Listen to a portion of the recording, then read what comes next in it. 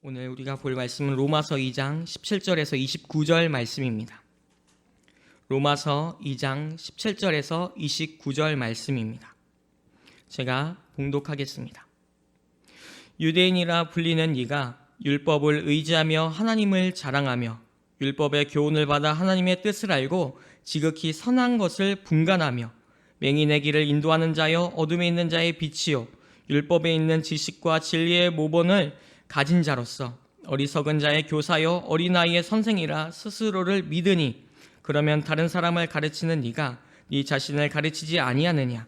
도적질하지 말라 선포하는 내가 도적질하느냐? 간음하지 말라 하는 네가 간음하느냐? 우상을 가증히 여기는 네가 신전 물건을 도둑질하느냐? 율법을 자랑하는 네가 율법을 범함으로 하나님을 욕되게 하느냐? 기록된 바와 같이 하나님의 이름이 너희 때문에 이방인 중에서 모독을 받는도다. 네가 율법을 행하면 할례가 유익하나 만일 율법을 범하면 내 할례는 무할례가 되느니라.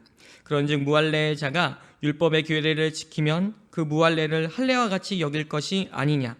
또한 본래 무할례자가 율법을 온전히 지키면 율법 조문과 할례를 가지고 율법을 범하는 너를 정죄하지 아니하겠느냐.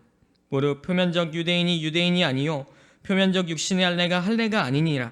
오직 이면적 유대인이 유대인이며 할례는 마음에 할지니 영에 있고 율법 조문에 있지 아니한 것이라. 그 칭찬이 사람에게서가 아니요 다만 하나님에게서니라. 아멘. 오늘 말씀은 버려야 하는 신앙, 가져야 하는 신앙이라는 주제로 함께 말씀을 나누려고 합니다. 저희는 지난 로마서 말씀을 통하여 율법을 듣는 자와 행하는 자에 대하여 말씀을 살펴보았습니다. 하나님의 말씀을 듣기는 좋아했으나 어떠한 생활 속에서 또 행동 속에서 하나님의 말씀이 무의미한 자들, 순종이 결여되어 하나님 앞에 바르지 않았던 자들, 그런 자들에게 바울은 순종하는 신앙을 가져야 한다, 움직이는 믿음이 필요하다 꼬집으며 이야기를 했었습니다. 또 이방인들은 양심이라는 것이 있는데 하나님께서 자연 계시를 통해 인간의 본성적인 양심을 통해 하나님이 계시하셨다, 알리셨다. 그래서 유대인이든 이방인이든 하나님 앞에서 심판을 받을 것이며 그날에는 우리의 숨겼던 모든 것이 남김없이 드러날 것이다 라는 말씀이었습니다. 그리고 오늘 본문 말씀을 통하여 유대인들의 실체를 더욱 꼬집으며 우리가 가져야 하는 신앙이 무엇인지를 정확히 말씀합니다. 오늘도 우리 함께 말씀을 보면서 우리가 가져야 하는 신앙이 무엇이고 버려야 하는 신앙이 무엇인지 함께 고민하며 기도하는 시간이 되었으면 좋겠습니다. 우리 함께 말씀을 한 번 더 보겠습니다. 17절에서 20절 말씀입니다.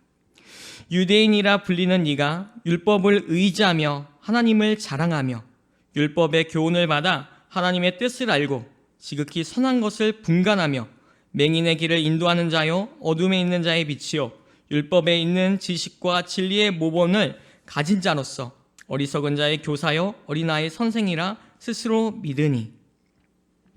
바울은 먼저 유대인들에 대해 이야기합니다. 율법을 의지하며 하나님을 자랑하며. 우리가 너무나 잘 알고 있듯이 유대인들은 하나님으로부터 율법에 부여받은 특권을 가지고 있었습니다. 그래서 유대인들은 그 특권을 누리며 자랑하며 나타내며 살아왔습니다. 그뿐 아니라 율법의 교훈을 따라 하나님의 뜻이 무엇인지 또 하나님의 자녀로서 하나님에 대한 지식과 삶의 행동을 배웠고 말씀을 통해 선과 악이 무엇인지를 분간하며 신앙생활을 해왔습니다. 또한 유대인들은 19절에 이렇게 말씀합니다. 맹인의 길을 인도하는 자여 어둠에 있는 자의 빛이요. 제사장 나라에 대한 사명이 있었습니다. 맹인을 인도하며 가르치는 것, 또 영적으로나 도덕적으로나 어두운 이방인들에게 빛이 되는 것, 유대인들의 사명, 제사장 나라로서 살아가야 하는 사명, 유대인들은 이방인들의 등불이 되어야 한다는 생각이 있었습니다. 또한 유대인들은 20절 말씀에 율법에 있는 지식과 진리의 모본을 가진 자, 어리석은 자의 교사여 어린아이의 선생이라 말씀하는데, 그들은 율법을 통해 참된 지식과 진리의 모양 또한 잘 가지고 있던 자들이었습니다. 그래서 어리석은 자들이나 어린이들을 가르칠 수 있는 능력을 가지고 있었습니다.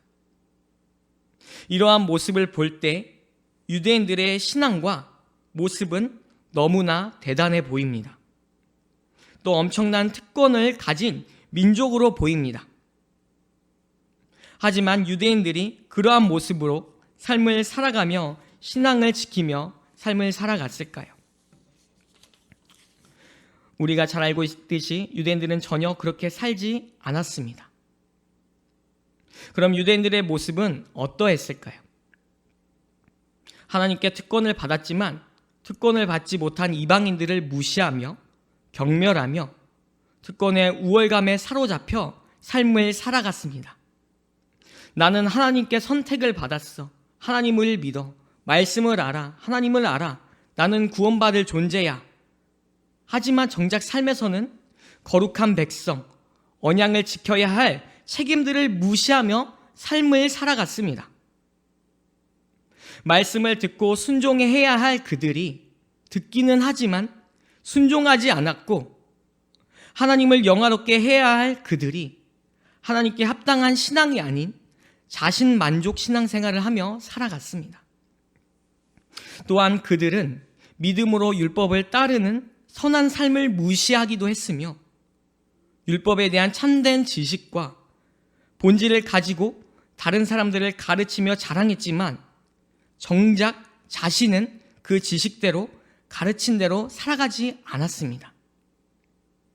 심지어는 자신들이 만들어 놓은 정통으로 하나님의 계명을 어기고 범하기도 했습니다. 이러한 모습은 성경 많은 곳에서 유대인들을 책망합니다. 마태복음 3장 9절에 세례 요한은 이렇게 말합니다. 속으로는 아브라함이 우리 조상이라 생각하지 말라. 내가 너에게 이르노니 하나님이 능히 이 돌들도 아브라함의 자손이 되게 하시리라. 또 마태복음 23장 3절 예수님께서도 말씀합니다. 그러므로 무엇이든지 그들이 말하는 바 행하고 지키되 그들이 하는 행위는 본받지 말라. 그들은 말만 하고 행하지 아니하며. 이러한 모습 속에 오늘날 우리의 신앙의 모습은 어떠한지 생각해 보았으면 좋겠습니다. 예수님을 믿는다고 말하며 성경의 지식이 많다고 자랑하며 하나님을 사랑한다, 예수님을 믿는다, 말씀을 의지한다, 기도해야 한다 말하는 우리가 진정으로 하나님 앞에 입술의 고백처럼 살아가고 있는지 우리는 우리의 삶을 돌아보았으면 좋겠습니다. 단지 겉으로만, 입술로만 고백하는 것이 아닌 우리는 하나님 앞에서 진실된 모습으로 우리는 나아가야 합니다. 이것은 교회 리더들에 대한 속한 부분이기도 하지만 오늘 세상에 그리스도인으로 살아가는 우리 모든 성도에게 합당한 말씀입니다. 오늘 우리의 신앙 속에는 경건이 없는 겉모양의 신앙이 알게 모르게 존재합니다. 즉 알맹이가 없는 종교적 신앙, 교제가 없는 혼자만의 신앙. 우리는 이것을 경계해야 하며 회개함으로 버려야 하는 신앙입니다. 하나님을 믿는 모양이 아닌 하나님을 믿는 모양의 신앙이 아닌 하나님을 진실하게 믿는 믿음, 하나님께 온전히 순종하는 믿음, 말씀을 가지고 살아내는 믿음, 내가 만족하는 신앙이 아닌 하나님이 만족하시고 기뻐하시는 믿음. 오늘 우리는 그렇게 살아가야 합니다.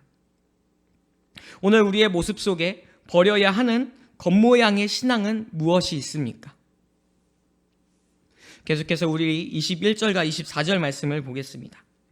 그러면 다른 사람을 가르치는 네가 네 자신을 가르치지 아니하느냐? 도적질하지 말라. 선포하는 네가 도적질하느냐?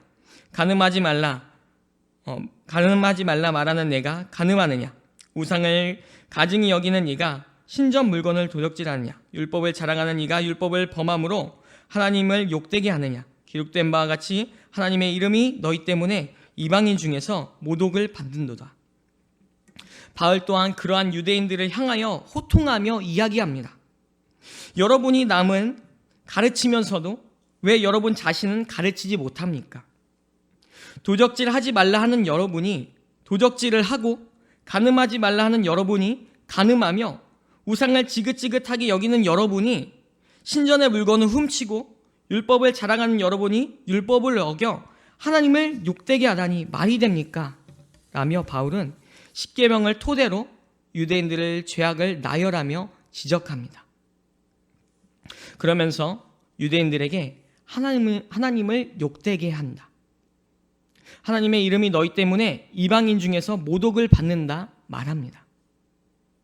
즉 율법을 소유한 것이 중요한 것이 아니라 율법을 먼저 한 것이 중요한 것이 아니라 율법을 행하는 것이 중요하다라는 것을 말하는 것이며 그들이 율법을 행하지 못했기 때문에 하나님을 욕되게 한 것이다 말하고 있는 것입니다.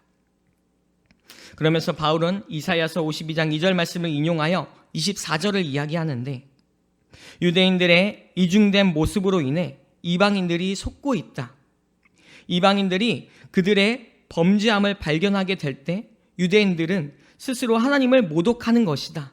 신성을 모독하는 것이다 라고 밝히고 있습니다. 또 바울은 이어 유대인들의 자랑거리인 할례에 대하여 이야기를 하며 복음의 본질로서 접근하여 이야기합니다. 25절에서 27절 말씀입니다. 네가 율법을 행하면 할례가 유익하나 만일 율법을 범하면 내 할례는 무할례가 되느니라. 그런즉 무할례의 자가 율법의 규례를 지키면 그 무할례를 할례와 같이 여길 것이 아니냐. 또한 본래 무할례자가 율법을 온전히 지키면 율법 조문과 할례를 가지고 율법을 범하는 너를 정죄하지 아니하겠느냐. 유대인을 이방인과 구별시키는 유일한 기준은 율법이지만 표식은 할례입니다. 바울은 지금까지 유대인들에게 율법을 들어 논리를 전개했다면 이번에는 아브라함의 자손으로서의 자랑거리인 표식, 할례를 거론하여 그들이 변명할 수 없을 정도의 팩트로 이야기합니다. 네가 율법을 행하면 할례가 유익하다. 즉 전심으로 하나님을 사랑하고 하나님의 뜻을 쫓는다면 할례의 진가를 발휘할 수 있지만 그렇지 못한다면 그 할례는 형식적이며 무의미하며 무할례다라는 것입니다. 이것은 바울이 유대인들을 향하여 엄청난 선전포고의 말을 하는 것과도 같습니다. 왜냐하면 그들의 엄청난 자랑거리인 표식, 할례는 하나님의 백성의 조건이자 의의 조건이자 구원의 조건이라 생각했는데 바울이 그들의 자랑은 쓸모없는 것이다 라고 말하고 있기 때문입니다. 그러면서 26절에 이어 무할례자가 율법의 규례를 지키면 그 무할례를 할례와 같이 여길 것이 아니냐라고 말하는데 이방인들은 할례의 의식적인 제도에 참여한 것이 아니지만 율법을 지킴으로 할례의 언역적 의미에 참여하게 되었다. 그래서 할례자가 되었다라고 말하고 있는 것입니다. 또한 이 무할례자들이 율법을 온전히 지켜서 율법 조문과 할례를 가지고 율법을 범하는 너를 정죄하지 않겠느냐라고 말합니다. 즉 무할례자들이 그리스도를 믿음으로써 믿지 아니한 유대인들을 판단할 수 있다라는 것입니다. 그러면서 그들에게 가져야 하는 신앙에 대하여 이야기합니다. 28절과 29절 말씀입니다. 무릇 표면적 유대인이 유대인이 아니요 표면적 육신의 할례가 아니니라. 오직 이면적 유대인이 유대인이며 할례는 마음에 할지니 영에 있고 율법 조문에 있지 아니한 것이라. 그 칭찬이 사람에게서가 아니요 다만 하나님에게 선이라. 바울은 표면적 유대인, 이면적 유대인, 표면적 육신의 할례, 영적인 할례를 구분지어 말합니다. 표면적 유대인이란 혈통적으로 유대인이면서 할례를 받은 자를 말하는데 그러한 할례는 형식적인 할례이며 겉모양의 할례이며 또 진정한 할례가 아니라는 것입니다. 갈라디아서 5장 2절과 4절에 이렇게 말씀합니다. 보라, 나 바울은 너에게 말하노니 너희가 만일 할례를 받으면 그리스도께서 너희에게 아무 유익이 없으리라. 율법 안에서 의롭다함을 얻으려 하는 너희는 그리스도에게서 끊어지고 은혜에서 떨어진 자로다. 이렇게 말씀합니다. 그러면서 바울은 이면적 유대인에 대해 말합니다. 이면적 유대인은 영적인 유대인들을 가리킵니다. 영적인 유대인, 이들의 할례는 표면적 유대인들과는 다릅니다. 29절에 이렇게 말씀하죠. 할례는 마음에 할지니 영에 있고 율법 조문에 있지 아니한 것이라. 그 칭찬이 사람에게서가 아니요 다만 하나님에게서니라. 진정한 할례는 마음으로 한다 말씀합니다. 마음의 할례. 신약 말씀에서 처음 등장하는 것이 아닙니다. 이 할례는 구약 말씀에서부터 동일하게 나타난 말씀입니다. 신명기 10장 16절 말씀에 보면 그러므로 너희는 마음의 할례를 행하고 다시는 목을 곧게 하지 말라. 하나님은 언약의 표식으로 형식적인 할례를 주셨지만 그보다 근본적인 의미에서 순종과 헌신을 요구하셨습니다. 할례의 핵심은 형식과 외형이 아닌 마음입니다. 오늘 우리는 마음을 새롭게 하는 신앙이 필요합니다. 오늘 우리에게는 형식적인 겉모양의 할례가 아닌 온전한 마음의 할례가 우리에게 필요합니다. 또한 우리가 이 할례를 얻기 위해서는, 영적인 할례를 얻기 위해서는 성령님의 인도하심이 분명히 필요합니다. 우리의 어떠한 행함으로 얻는 것이 아닌 성령 하나님의 인도하심만이 우리의 마음을 새롭게 할 수 있으며 영적인 할례를 받을 수 있습니다. 그렇게 우리는 성령 하나님을 구해야 하며 성령 하나님의 인도하심을 늘 기도함으로 나아가야 되는 줄 믿습니다. 로마서 7장 6절에 이렇게 말씀합니다. 이제는 우리가 얽매였던 것에 대하여 죽었으므로 율법에서 벗어났으니 이러므로 우리가 영의 새로운 것으로 섬길 것이요 율법의 조문에 묶은 것으로 아니하니라. 현대인 성경에서 쉽게 이렇게 말씀합니다. 그러나 이제는 우리가 얽매였던 율법에 대하여 죽고 거기서 해방되었습니다. 그러므로 우리는 율법에 의한 낡은 방법이 아니라 성령님의 새로운 방법으로 하나님을 섬기게 되었습니다. 그리스도를 믿고 따르는 성도 여러분, 우리는 예수 그리스도를 통해 이미 마음의 할례를 받은 자들입니다. 또한 세례를 통해 우리는 더욱 확증되었습니다. 그렇게 우리는 이전의 것이 아닌 새로운 것으로, 새로운 마음으로, 새로운 할례로 우리는 살아가야 되는 줄 믿습니다. 사람에게 칭찬을 받는 사람이 아닌 하나님께 칭찬받는 자녀가 되시기 바랍니다. 저 또한 그렇게 살아가기 위해 늘 기도하며 성령님을 구함으로 살아갈 것입니다. 우리 모두가 그렇게 되어 하나님의 기쁨이 되는, 또 늘 새롭게 되는 우리의 신앙, 우리가 가져야 되는 신앙이 되길 간절히 소망합니다. 우리 이 시간 함께 나눈 말씀을 가지고 잠깐 기도했으면 좋겠습니다.